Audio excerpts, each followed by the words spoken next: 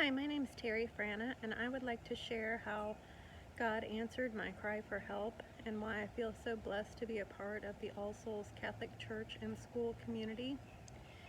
It all began on a Saturday evening about 6:30, the Saturday before Palm Sunday, April 12th, and I was out on my back porch reading when my son, who was 11 at the time, came outside to ask if he and his sister could ride their bikes down to their friend's house who lived at the front of our neighborhood. I told him okay, but if their garage door was closed, to come back home because it was starting to get dark. So they left. About 5 minutes later, two large bears ran behind our screen enclosure and into the woods. And it wasn't unusual to see bears in our neighborhood. We lived on the preserve, but we hadn't seen them in a while, and I didn't want the kids to be outside in the dark with the bears roaming. So I went out my patio door into the backyard, and as I came around the corner where our garage and driveway were, there were 4 large bears in the driveway tearing up our trash. And I looked into the garage, and all I saw were 3 large butts. So I turned to go back into the house to go through the front to get my kids. And as I turned, one of the bears that was in the garage turned and began to charge towards me. So I started to run, and I made it about 3 or 4 steps before the bear was standing over me and pushed me down to the ground. I curled up in a ball, hoping that the bear would just leave me alone, but it didn't. It began to attack my right side. It bit my foot, and then it bit my calf, and then it bit my thigh a few times. It bit my side a couple of times, and then the bear grabbed my head with its mouth and bit down and began to drag me into the yard towards the woods. And it was at this time that my life began to flash before me, and I started seeing all the things that I was going to miss with my family. And I began to pray, and I said, please, dear God, don't let this be my end. And I heard Jesus crystal clear say, it's okay, you'll be at peace with us. And so I knew I was being called home, and all I could think about was my family. And I said, but my kids need me.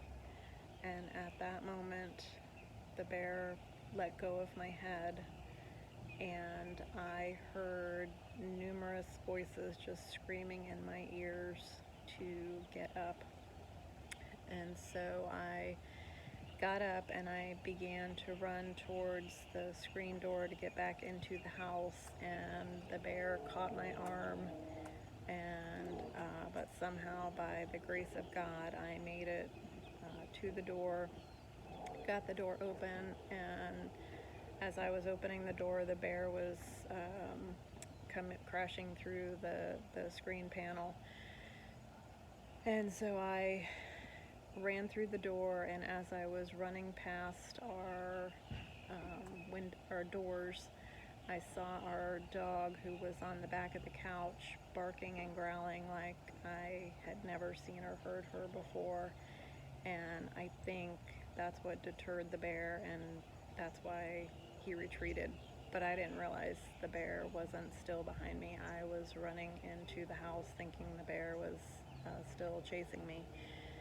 I got into the house, and I was just running towards the front door to get my kids, who were still outside, and I ended up collapsing in front of our front door.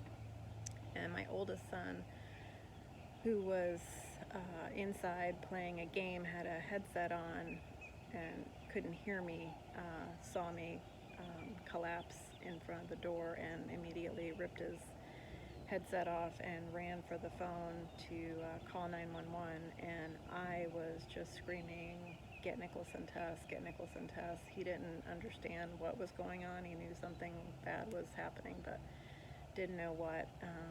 And about that time, my husband, who had been watching golf and dozed off, came out of our bedroom and about tripped over me and finished the 911 phone call. And then there was banging at the front door, and it was my daughter, and my son Nicholas had run around the other side of the house and come in through the back. And so once they were both in the house and I knew they were safe, I felt like I could finally breathe, and the ambulance came and took me to the hospital. And when we got to the hospital, one of my dear friends was the charge nurse at the hospital, and she saw the call coming through and knew that it was going to be somebody she knew. And so she was running towards the front doors of the emergency room as I was being wheeled in.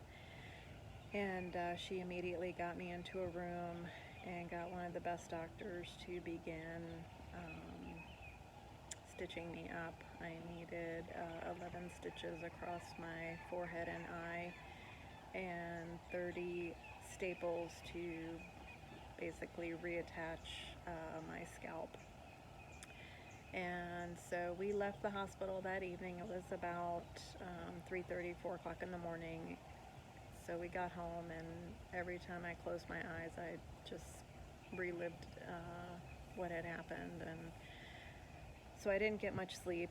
In the morning, I received a phone call from Father Richard. He had already heard the news and offered to bring me communion and palms and pray with me, which put me at ease. I was just so upset that I couldn't attend church in person and receive palms. So that was a nice comfort. And then that evening, as I was laying down to go to sleep, I closed my eyes and kept seeing the entire scene replay in my head. And so I just prayed and said, please, God, let me just get a few hours of sleep. And when I closed my eyes, I saw a vision of Mary in full armor appear before me, as if to stand in front of me to protect me from all of my nightmares. And I was able to sleep that night and have ever since that fateful night. I have never had a nightmare or a bad dream. I truly just focus on all of the positives that God blessed me with that evening by answering my prayers and by getting me to not the nearest hospital, to the hospital where my friend was, who took excellent care of me, and all of the family and friends from All Souls who just embraced my kids and took such good care of them and our family through the entire ordeal. And I am just truly blessed and thankful for our community. Thank you.